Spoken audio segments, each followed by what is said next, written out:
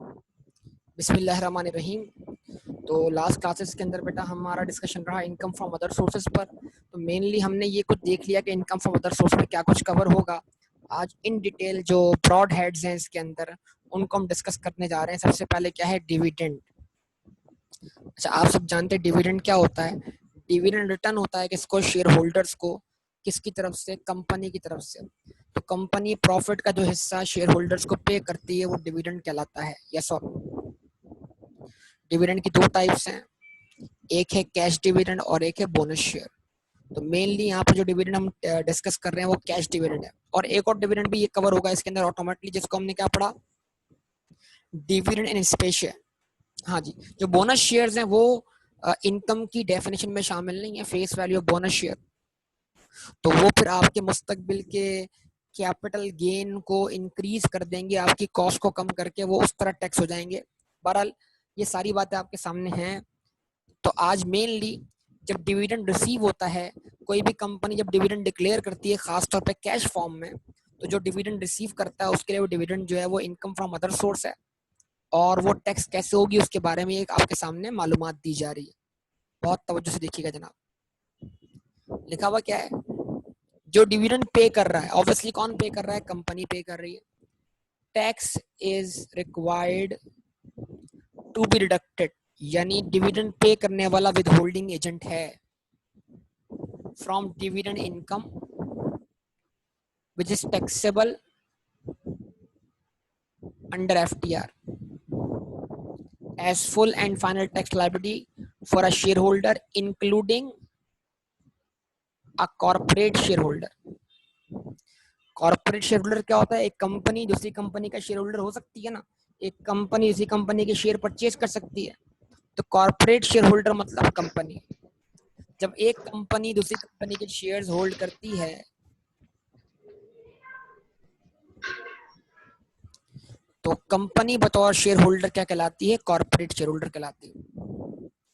इसका मतलब चाहे डिविडेंड रिसीव करने वाला इंडिविजुअल हो, डिविडेंड रिसीव करने वाला कौन हो, कोई एओपी हो, चाहे डिविडेंड रिसीव करने वाला क्या हो, कंपनी हो, डिविडेंड उसको मिलेगा 15% टैक्स कटने के बाद। और ये 15% टैक्स जो होगा ये full and final discharge of tax liability होगा। यस और नो? रिस्पॉन्स कर दें सब लोग, रिस्पॉन्स अच्छी तरीके से।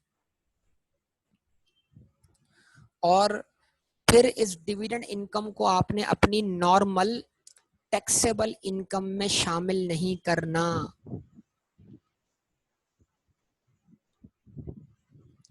इस डिविडेंड इनकम को फिर आपने अपनी नॉर्मल टैक्सेबल इनकम में शामिल नहीं करना, क्योंकि इस पे जो भी टैक्स पे हुआ है वो full and final discharge of tax liability है।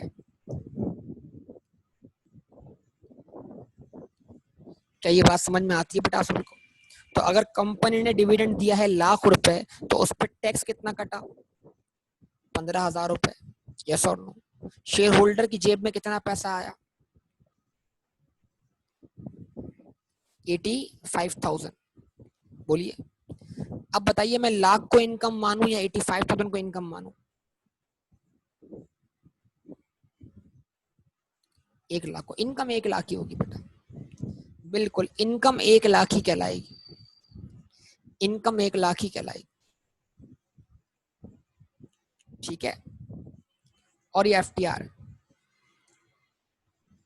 सही है ना बेटा? कोई इश्यू तो नहीं है बेटा इसके अंदर आप लोगों को?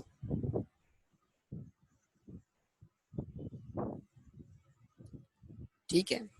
अच्छा, अब क्योंकि कंपनी के पास जो आपका पैसा रखा हुआ है, जो आपने सरमाया लगाया हुआ, वो आपकी सेविंग्स है ना एक तरीके से। यस और नो? जितनी भी इन्वेस्टमेंट आपने कंपनी में की हुई है शेयर्स की शक्ल में, वो पैसा कंपनी आपका सेविंग किसी और के पास है। और सेविंग पे क्या लगती है बेटा? ज़कात। तो हो सकता है कि जो आपकी इन्वेस्टमेंट हो, जो कंपनी के पास पैसा आपका लगा हुआ हो, उस पर जो भी ज़कात बनती हो वो ज़कात कंपनी आपके डिविडेंड से क्या कर ले? माइनस कर ले।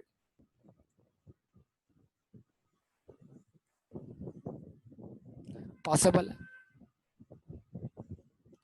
यस और नो? तो फिर कंपनी इस केस में डिविडेंड की कैलकुलेशन कैसे करेगी, उस कैलकुलेशन को आप समझिएगा।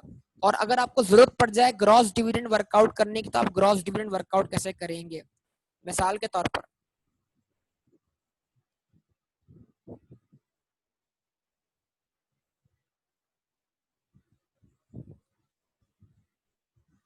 डिविडेंड 1 लाख रुपए लेस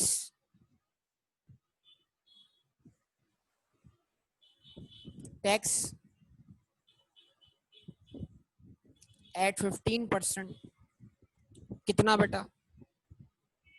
15,000 रुपए। डिफरेंस क्या बचा आपके पास? डिविडेंड नेट ऑफ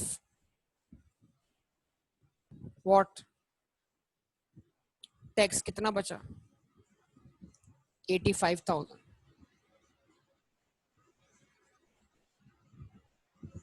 सही। अच्छा, इसमें से कंपनी ने क्या किया, जो भी ज़कात आपकी बनेगी वो कैसे कैलकुलेट हो रही है? वो ऑब्वियसली आपकी सेविंग पे कैलकुलेट हो रही होगी ज़कात। लेकिन ये अमाउंट एग्जामिनर आपको दे देगा, भाई इतनी ज़कात माइनस हुई हुई है। ज़कात फॉर एग्जांपल माइनस हुई है 5,000 रुपए, समझने के लिए बात कर लेते, ठीक है? तो अमाउंट क्या हो गया बेटा? 85,000 माइनस 5,000, 80,000। तो अब एक्चुअली जो शेयर होल्डर है उसने कितना डिविडेंड रिसीव किया?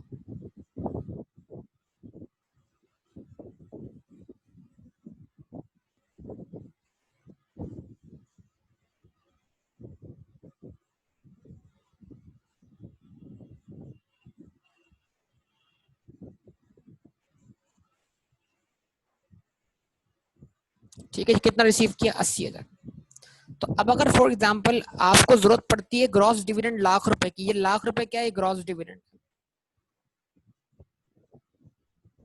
ये जो ₹1,00,000 है ये क्या है? ये ग्रॉस डिविडेंड है ना आपका? जवाब दें। इस ₹1,00,000 को हम क्या बोलेंगे? ग्रॉस डिविडेंड बोलेंगे। सही है। अच्छा, अब अगर फॉर एग्जांपल एग्जामिनर ये कहता है डिविडेंड रिसीव्ड 80,000, टैक्स डिडक्टेड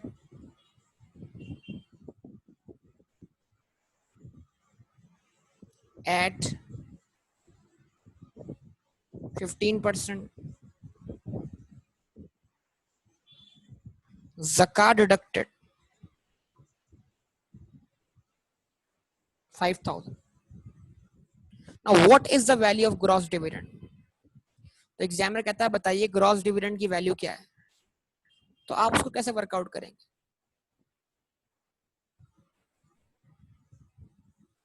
बताइए।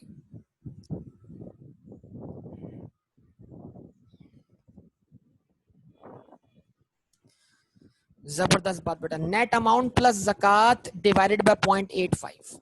ये एक फार्मूला बना लीजिए आप अपने पास। ये ग्रॉस डिविडेंड बराबर होगा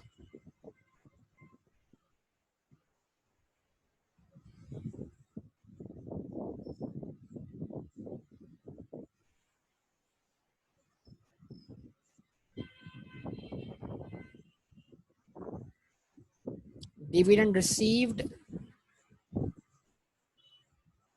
प्लस व्हाट?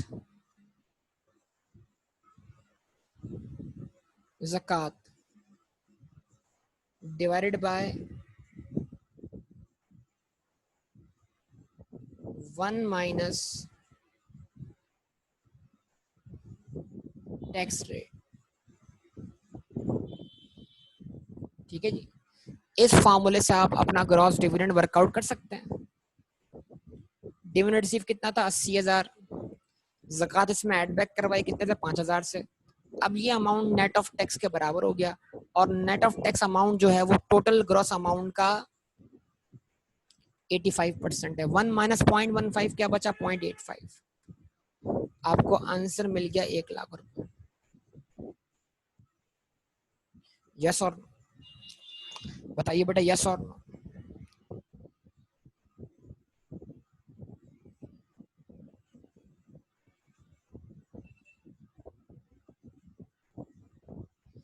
रिस्पॉन्स कीजिएगा बेटा, यस और नो।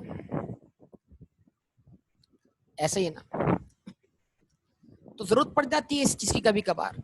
उसकी वजह क्या है, उसकी वजह समझाते हैं अभी आपको कि भाई ग्रॉस, जब हमें, अब सवाल है कि सर जब हमें इसको टैक्सेबल इनकम में शामिल ही नहीं करना, तो फिर हमें इस ग्रॉस डिविडेंड को वर्कआउट करने की जरूरत क्या है?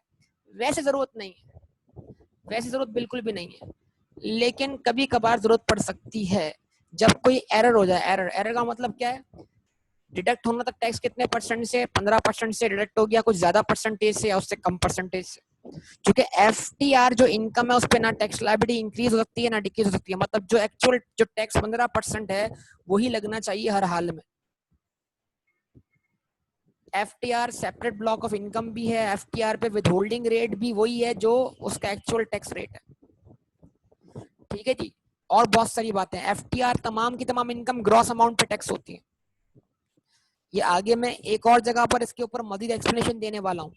अच्छा जी, अब ये आपके सामने एक सवाल और है कि सर जो ज़कात डिडक्ट हुई है डिविडेंड में से, क्या ये ज़कात अंडर ज़कात एंड अशर ऑर्डिनेंस है? बिल्कुल जी जनाब, जी हाँ, ये ज़कात अंडर ज़कात एंड अशर ऑर्डिनेंस है। इस ज़कात को आप अपनी टोटल इनकम में से लेस कर सकते हैं to arrive at what? Taxable income. इस ज़कात को आप इस्तेमाल कर लें, याद रहेगी बात बेटा। तो इस 5,000 को आप यूज कर लेंगे against total income to arrive at your what? Taxable income. Response please.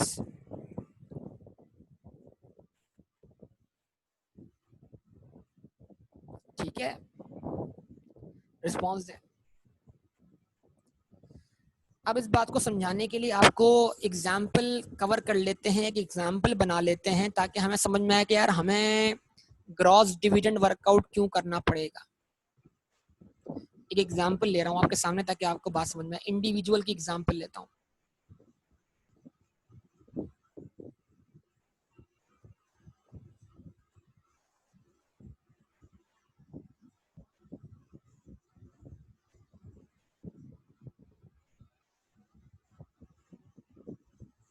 ठीक है जी,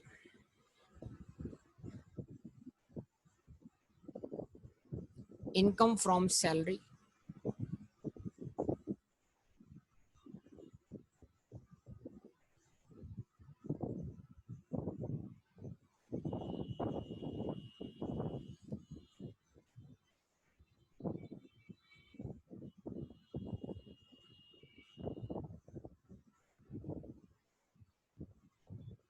$1,200,000।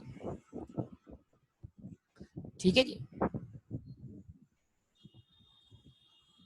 अच्छा जी,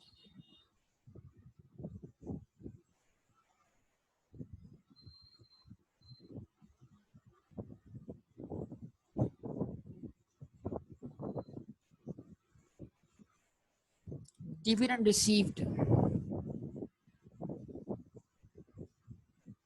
डिविडेंड रिसीव्ड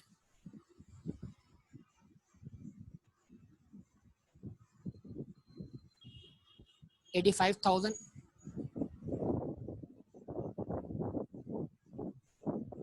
ज़कात डिडक्टेड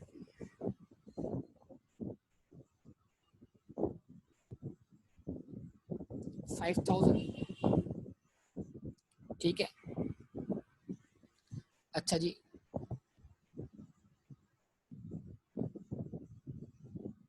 और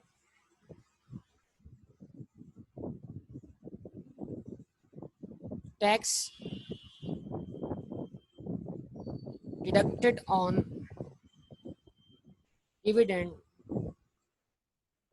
10%. However,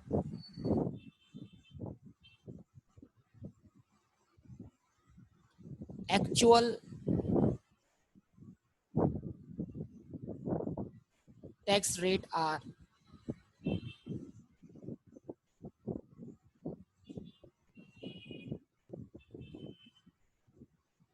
15%। ठीक है जी, The individual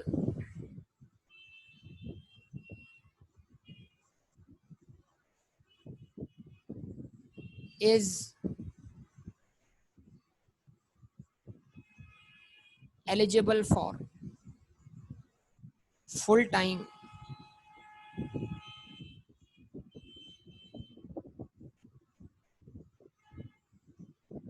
teacher allowance. Number 2,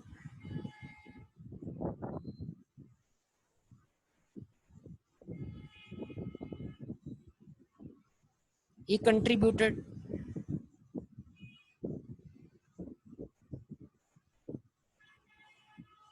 rupees 100,000 to APF, approve pension fund. ठीक है, रिक्वायर्ड टैक्सेबल इनकम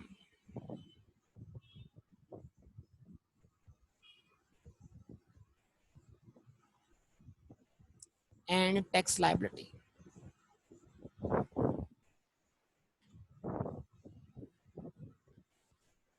इसकी टैक्सेबल इनकम और टैक्स लायबिलिटी वर्कआउट करके बताइए।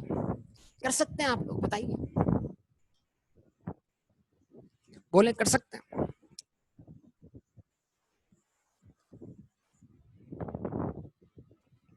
टाइम दें आपको 5-10 मिनट का करने के लिए, सॉल्व करने के लिए। चलें स्टार्ट करें, मैं आपको 10 मिनट का टाइम देता हूँ इस चीज के लिए। आइए जनाब, आपका टाइम पूरा हुआ और देखते हैं आपने क्या सॉल्यूशन बनाया है इसका। देखते हैं, देखिए जरा इस चीज को नोट कीजिएगा सब। सबसे पहले आप वर्कआउट करें टैक्सेबल इनकम।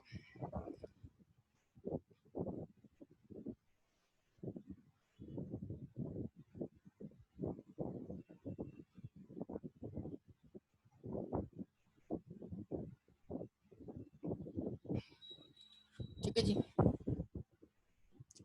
आपने कहा इनकम फ्रॉम सैलरी कितनी बेटा, 1,200,000। अब जो ज़कात पे हुई है ना, वो क्या करवा दें, इसमें से लेस करवा दें, लेस ज़कात। ज़कात पे हुई है, बोलिए ज़कात पे हुई है कितनी, 5,000। और इसके अलावा कोई और हेड ऑफ इनकम नहीं है। और डिविडेंड है, डिविडेंड क्या है, एफटीआर है, तो एफटीआर जो है वो आपकी टैक्सेबल इनकम में शामिल नहीं होगा। यस और नो, ये आ जाएगी आपके पास क्या, टैक्सेबल इनकम।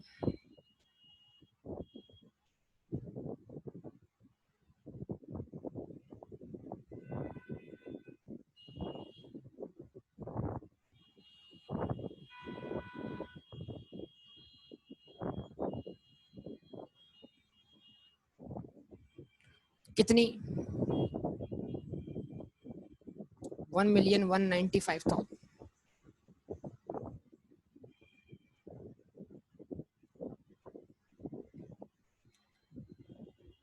आप क्या करेंगे, इस पे वर्कआउट करेंगे टैक्स लायबिलिटी। बताइए किस कैसे वर्कआउट करें, टैक्स ऑन रुपीज, लिमिट बताइए, लिमिट बताइए प्लीज, लिमिट जल्दी कीजिए, लिमिट बताइए। Tax on rupees 600,000। Okay good,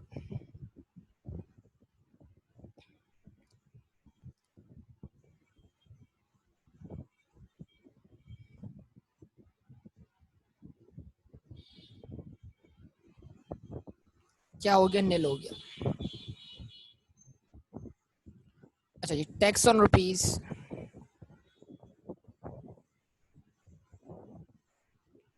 595,000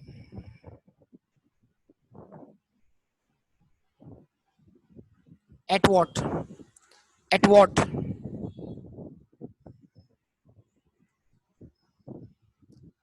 at what, 5%। ठीक है, कितना बना, 29,750। और ये सिर्फ सैलरी पे बनने वाली टैक्स लायबिलिटी आप जानते हैं, तो इस पर आप क्या करेंगे, क्लेम करेंगे full time teacher allowance, yes और नो?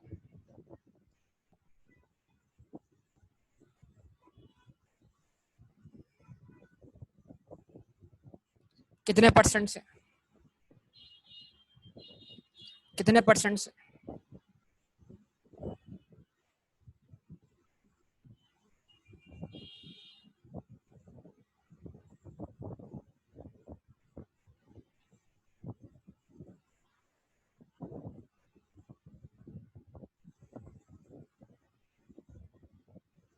25% से। तो 29,750 का 25% निकालिए। 29,750 का 25% निकालिए, कितना बनेगा?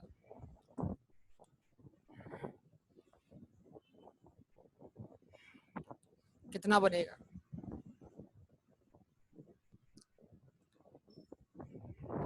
7,438।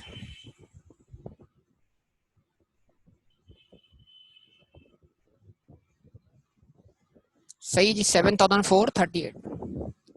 ये लेस करवा दिए। उसके बाद क्या बचा, बैलेंस क्या बचा आपके पास? क्या आया बैलेंस आपके पास? 22,312। ओके, इस पे क्लेम करें जनाब, rebate on contribution to APF.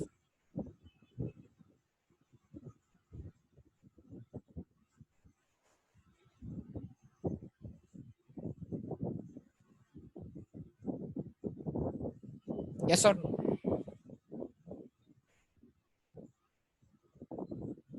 चलिए वो वर्बली निकाल लें जरा, मैं उसकी वर्किंग नहीं कर रहा, आप खुद बताएं मुझे। एक्चुअल कंट्रीब्यूशन कितना है? 1,00,000 रुपए। यस और नो? नंबर वन क्या लेंगे आप, एक्चुअल कंट्रीब्यूशन कितना? 1,00,000 रुपए। Number two, 20% of taxable income. 20% of taxable income, 11,95,000 का 20% लेंगे आप। विच एवर इज लोअर, क्या लोअर आया बताइए, इन दो में से लोअर क्या आया? 1,00,000 रुपए। इस 1,00,000 को मल्टीप्लाई करते हैं किससे? 22,315, जो कि टैक्स लाइबिलिटी है before rebate on donation. Obviously donation का रिबेट है तो नहीं, लेकिन अगर होता तो उससे पहले लाइबिलिटी यही होती ना। तो 22,312 जो है tax liability before rebate on donation, उसको डिवाइड करें किससे? टैक्सेबल इनकम से, 1,195,000। एवरेज रेट ऑफ टैक्स मिल जाएगा, उसको मल्टीप्लाई कर दे 1,00,000 से। बताइए अमाउंट ऑफ रिबेट क्या बना टू कंट्रीब्यूशन टू एपीएफ?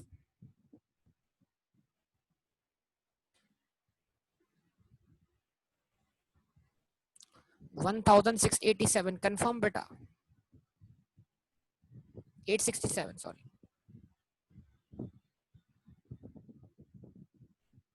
चले जी, अब आपकी टैक्स लायबिलिटी कितनी आ गई?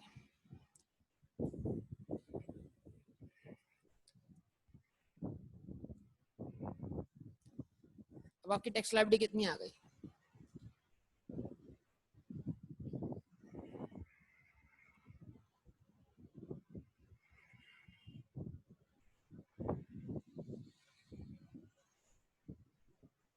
ठीक है जी,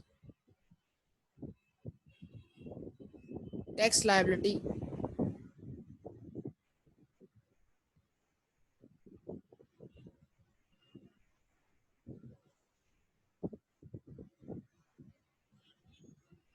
कितनी आई? 20,445। सही है जी। अच्छा, अच्छा अब ये देखिए आप जरा इसके अंदर क्या, कि डिविडेंड पे क्या हुआ है, जो अब जब भी आप रिबेट सारे क्लेम कर चुके होंगे, तो फिर आप क्या करें, एफटीआर वाली इनकम पर बनने वाला टैक्स कर दे, इसमें ऐड कर दे, ताकि अगर कोई भी करेक्शन उसमें होनी हो ना, क्या क्या हो जाए, वो हो जाए, करेक्शन हो जाए। तो देखिए मतलब ये नहीं कि आपको करना क्या है, आप इसमें ऐड कीजिए, add what, tax on dividend income. Dividend income पर बनने वाला टैक्स में क्या कर दीजिए आप ऐड कर दीजिए, यानी आपकी नॉर्मल टैक्स लायबिलिटी और एफटीआर वाली टैक्स जो है ना वो क्या होता है शामिल हो जाए। यानी हमने डिविडेंड को ऊपर इनकम का तो पार्ट नहीं बनाया, लेकिन अब हम डिविडेंड को टैक्स लायबिलिटी आफ्टर रिबेट्स का पार्ट बनाने जा रहे हैं, डिविडेंड इनकम पर बनने वाले टैक्स को। उसके लिए हमारा ग्रॉस डिविडेंड वर्कआउट करना क्या हो गया, जरूरी हो गया, यस और नो। तो अगर हमने डिविडेंड रिसीव किया था 85,000, उसमें अगर हम ऐड बैक कर देंगे ज़कात कितनी 5,000, तो डिविडेंड का रकम कितना बना 90,000, और टैक्स डिडक्ट हुआ है कितने परसेंट से 10% से, तो नेट अमाउंट कितना हुआ 90%। इसको डिवाइड किया 0.9 से, तो डिविडेंड आ गया 1,00,000 रुपए, यस और बोलिए। लेकिन उस पर टैक्स विद होल्ड होना चाहिए था 10% से या 15% से, उस पर टैक्स विद होल्ड होना चाहिए था 10% से 15% से, 15% से। तो आप इसको मल्टीप्लाई कर दें 0.15, यहां आ जाएगा कितना बेटा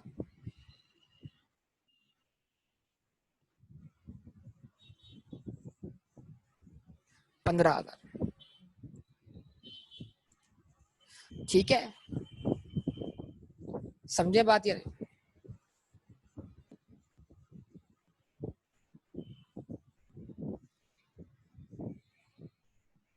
समझे बात या नहीं? तो अब सम कर दें, सम कितना हुआ 35,000,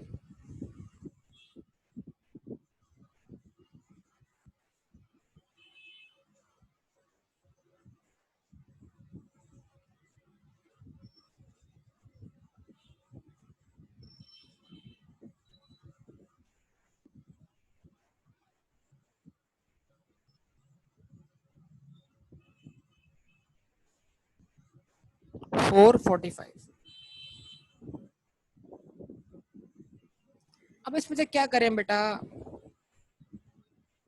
अब इसमें से क्या करें आप, अब इसमें से आप ये करें कि जो आपका टैक्स विदहोल्ड हुआ है सैलरी पर और डिविडेंड पे वो लेस करते हैं, दैट्स ऑल। तो जरा सोचिए सैलरी पे क्या टैक्स विदहोल्ड हुआ होगा, क्वेश्चन वैसा क्वेश्चन को बताना चाहिए, लेकिन हम सोचे सैलरी पे क्या टैक्स विदहोल्ड हुआ होगा, आप एम्प्लॉयर बन के सोचें। तो आप लेस करें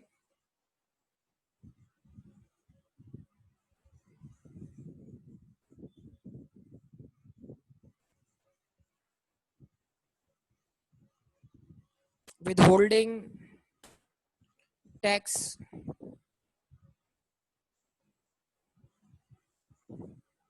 एक लेस कर लेंगे इस पर सैलरी पर, और एक लेस कर लेंगे इस पर डिविडेंड पर।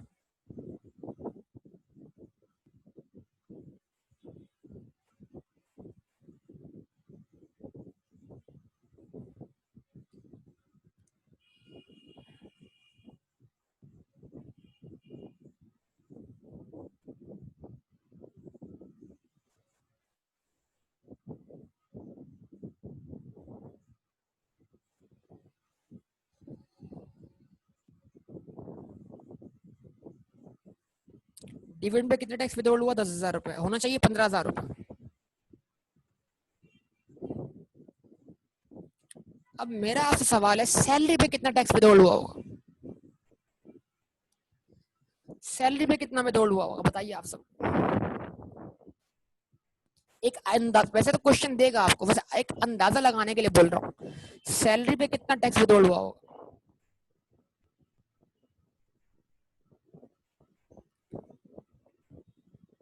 बेहतरीन बेटा 30,000 रुपए, थोड़ी सी गलती कर रहे हो, 30,000 रुपए, यानी जो इंफॉर्मेशन आपके एम्प्लॉयर के पास होगी उतना डिडक्ट हुआ होगा। अब जरा सोचिए आपके सीनियर सिटीजन होने की इंफॉर्मेशन आपके एम्प्लॉयर के पास होगी कि नहीं, सॉरी आपके फुल टाइम टीचर होने की इंफॉर्मेशन आपके एम्प्लॉयर के पास होगी कि नहीं होगी, जो आपको सैलरी दे रहा है वहीं तो आप फुल टाइम टीचर है, होगी। तो वो विद होल्डिंग करते वक्त उसको कंसीडर करेगा, कंसीडर करेगा। तो आप क्या करें 30,000 का निकाल लें 75%, 30,000 का 75% क्या बनेगा, यानी 25% with hold, 25% full time teacher allowance निकालने के बाद कितना बचा 22,500। लेकिन आपकी जक़ात की, आपकी डिविडेंड की इंफॉर्मेशन जो है वो आपके एम्प्लॉयर के पास नहीं होगी, तो आपका एम्प्लॉयर जो उसके पास बेस्ट इंफॉर्मेशन होगी उसकी बेस पर टैक्स विथहोल्ड करेगा। और मेरे हिसाब से आपके एम्प्लॉयर ने इस केस में आपका जो टैक्स विथहोल्ड किया होगा 22,500 किया होगा।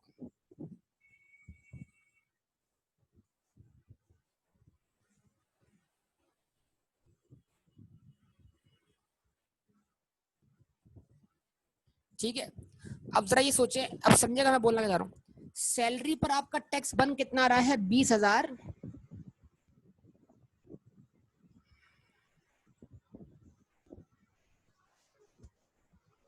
445, और आपका टैक्स विथहोल्ड कितना हुआ है? 22,500। तो बन कम रहा है, विथहोल्ड ज्यादा हुआ है। एक्सेस क्या हुआ? रिफंडेबल हुआ कि नहीं हुआ? कितने से निकालो? 22,445, और हाँ रिफंडेबल हुआ कितने से? 2,055 से।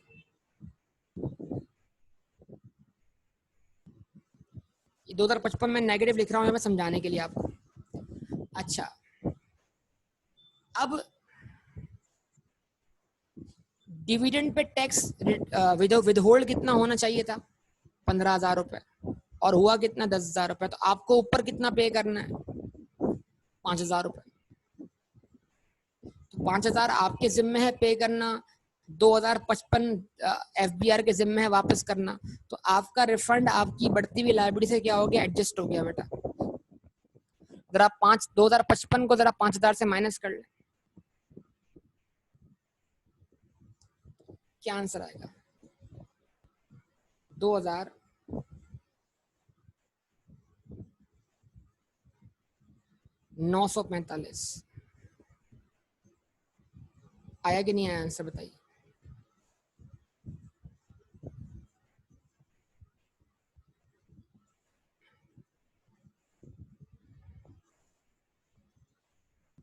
जरा देख लें। टैक्स पेएबल, आपको टैक्स पे करना पड़ रहा है नेट।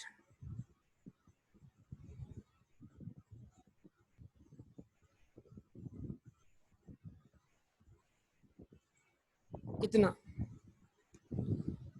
चेक करें, यही आंसर आना चाहिए, 2,945।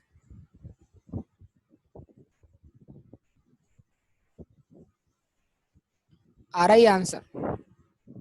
आ रहा ही आंसर? जवाब दीजिए, रिस्पॉन्स दीजिए बेटा।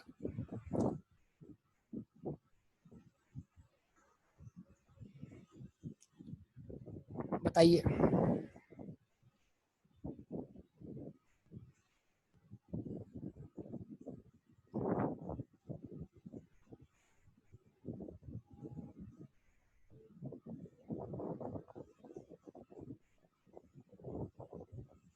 सही है, कोई मसला तो नहीं है इसमें? बताइए।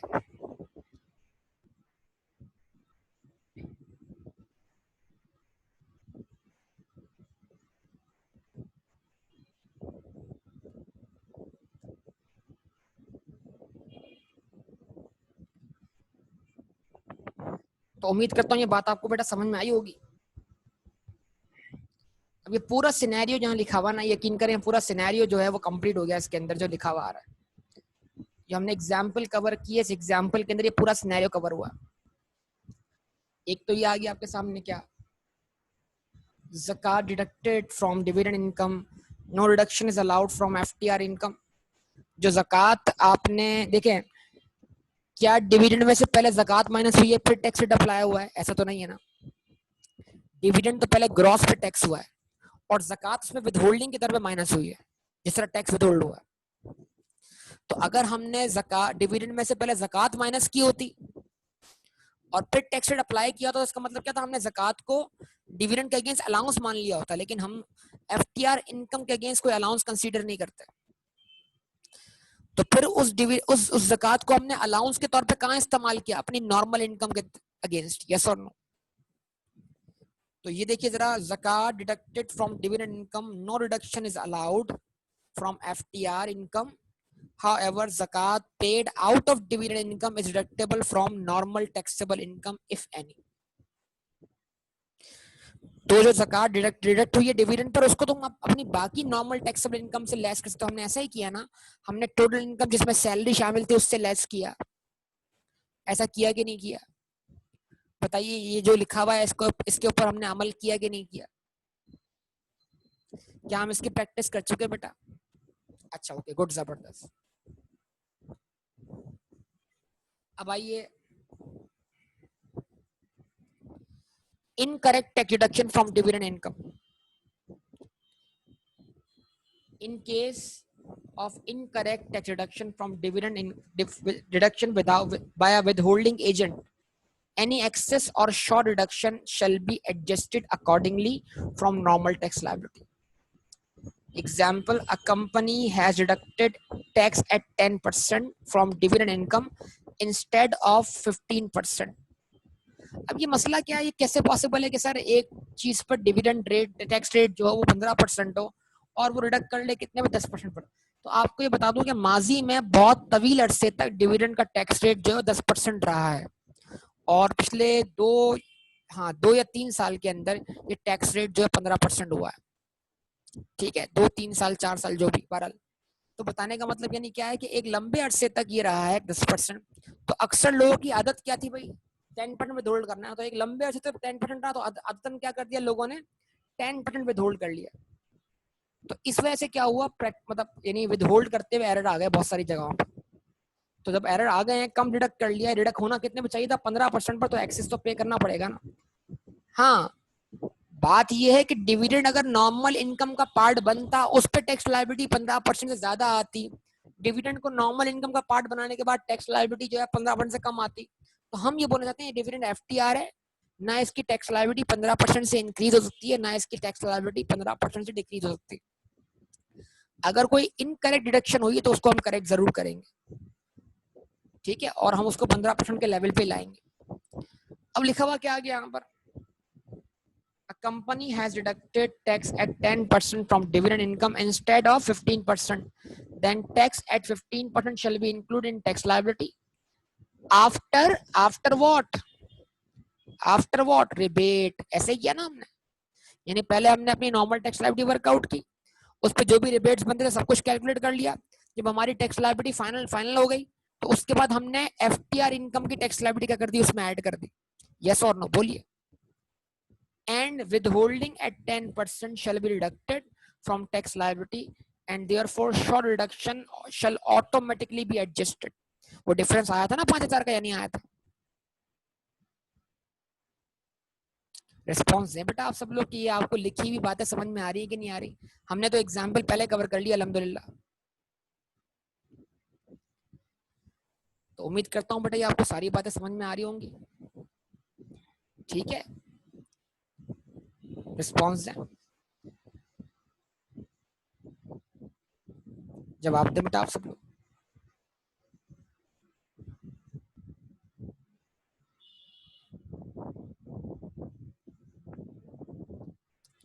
क्लियर है बात सारी?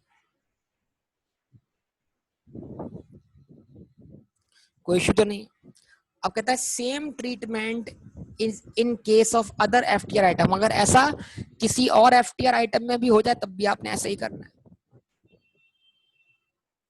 कोई इशू हो तो बोलिए बेटा इस चीज।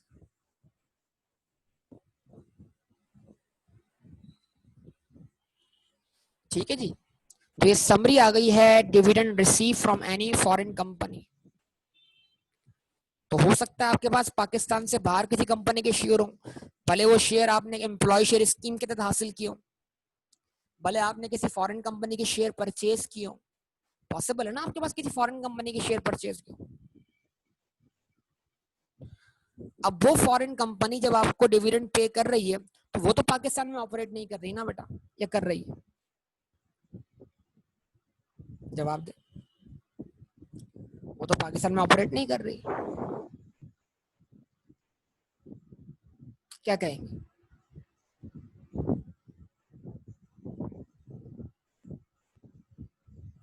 तो फिर जाहिर सी बात है, हो सकता है उसने कोई डायरेक्ट टैक्स ना किया हो पाकिस्तान के हिसाब से, तो आपको फिर उस फॉरेन डिविडेंड को भी एफटीआर में ही टैक्स करना है, और उसका पूरा पूरा 15% निकाल कर अपनी टैक्स लायबिलिटी आफ्टर रिबेट्स का पार्ट बना देना है। फिर उस केस में आपके पास कोई विद होल्डिंग अवेलेबल नहीं होगी, यानी विद होल्डिंग 0% होगी और वो पूरा 15% अमाउंट जो है आपकी टैक्स लायबिलिटी का पार्ट बन जाएगा। जो अभी अप्लाई किया 10% के बजाय वहां पर क्या हो जाएगा 0% होगा, मतलब पूरा 15% आपने पे करना होगा। लिखा हुआ क्या है, dividend receive from a foreign company, summary of relevant provisions are section 5 charging section, मतलब जो टैक्स रेट बताता है, dividend income is taxable at 15% of the gross dividend under FTR. Dividend income 15% से टैक्स होगी एफटीआर पर। Section 150 कहता है tax with hold किया जाएगा, tax is deducted from gross dividend at 15%। तो डिविडेंड का चार्जिंग रेट भी वही है और विद होल्डिंग रेट भी वही है और एफटीआर है। लेकिन प्रॉब्लम क्या, result, dividend income is taxable at 15% general rate whether tax is deductible or not, such as dividend from any foreign company. The foreign company does not deduct tax from such dividend income as per Pakistan tax laws at 15%, is therefore required to be included in the tax liability after rebates.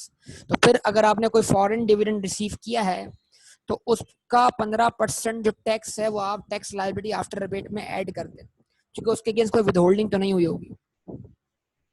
तो ये सारी बातें clear होती हैं बेटा आपको? Response करें बेटा, रिस्पॉन्स, जवाब दें। ऐसे ही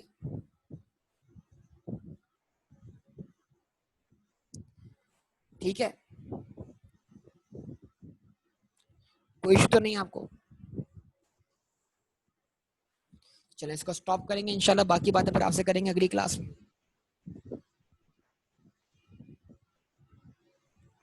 ओके, अल्लाह हाफ़िज़।